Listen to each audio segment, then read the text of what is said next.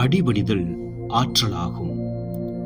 இறை இரக்கம் எனக்கு அளித்த பல கொடைகளில் ஒன்று கீழ்ப்படிதல் எனும் கொடையாகும்.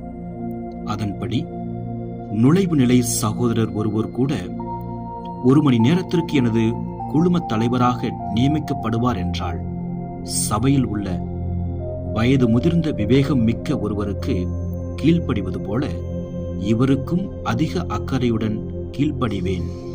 ஆம், ஒரு குழுமத்தின் உறுப்பினர் தமது குழும தலைவரில் வெறும் மனிதனை மட்டும் காணாமல் அவரது அன்பின் பொருட்டே அவருக்கு அடிபணிவதாக எண்ண வேண்டும்.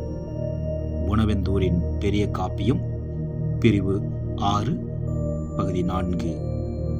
இன்றைய சிந்தனை: அடிபணிதல் நம் தன்மையை ஒழுக்கக்கூடியது.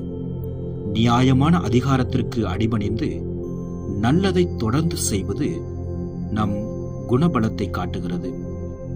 பணிக்கப்பட்டது நல்லதாகவும் மனசான்றுக்கு ஏற்றதாகவும் நற்செய்தி நெறிக்கு ஒத்ததாகவும் இருத்தல் மட்டும் போதுமானதாகும். எனினும் அடிமைத்தனமாக அடிபணிவதும் எப்போதும் சரியானதாக இருந்திடாது. பொறுப்புணர்வோடு கட்டளைகளை செயல்படுத்துவது ஆன்மீக முதிர்ச்சியை காட்டுகிறது.